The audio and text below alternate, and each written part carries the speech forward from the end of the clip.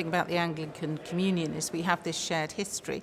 You know, we have in a sense we're a family with a shared root, and with any global, you know, church there is great diversity in it, and what unites us is the love of Jesus Christ. And so, in a sense, I look forward to working with the primates and the bishops in terms of moving forward, recognising some of the challenges that we face.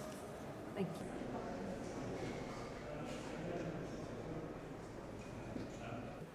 And I come from a diocese, the Diocese of London, which is probably the most theologically diverse, probably in the Anglican communion, and therefore as the first woman who is the Bishop of London, I have experience of a diversity of theological thought. And my first comment is really to say that in a sense, I say, how can I enable your ministry, your vocation to flourish? And I think over the last 8 years, we've found a way in which we can, in a sense, manage our differences, but fundamentally join together to make the love of Jesus Christ known in the world.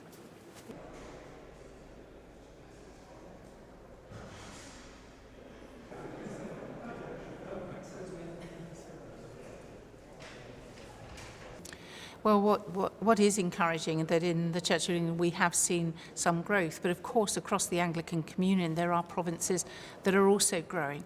And what I've learned is the Church grows because of local communities. So my role is to encourage those ministers, the priests and the people of local churches in their local communities to in a sense share the love of God both in word but also in action. So my role very much is encouraging them, but also making sure that we resource them in the right way, and for me to then speak about the vision that I have around having confidence in the gospel for the world.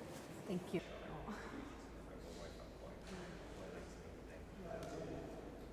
Well, churches are at the heart of all our communities, and churches have a good tradition in bringing very mixed communities together.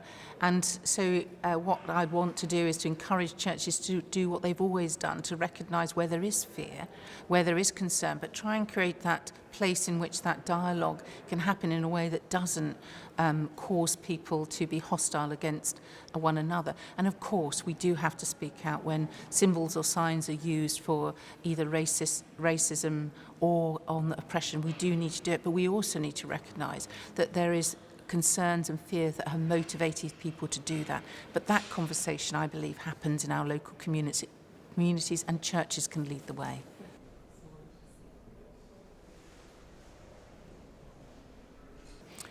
Well, at the moment, there's a programme board that continues to lead that piece of work. And in a sense, what I've always done around some of those trickier issues is how do you create an environment in which people can talk about that difference and allow us to continue to discern under God. So in a sense, that when I get there to be the Archbishop of Canterbury, I would promote that sense of good dialogue, but actually recognising that we are discerning under God in that way.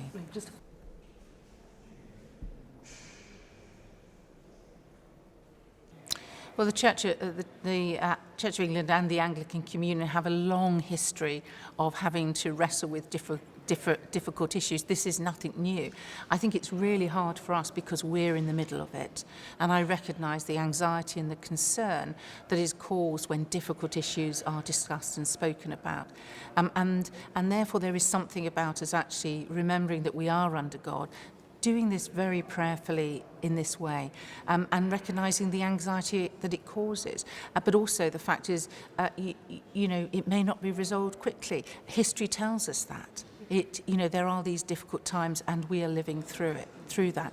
And I look forward to working with fellow bishops across the Anglican Communion and the primates, not just working together on some of these difficult issues, but also providing solidarity in giving people voice in some of the issues like poverty and where there is climate crisis and where there is conflict. And so I look forward to working with them and supporting their ministry. Good, thank you.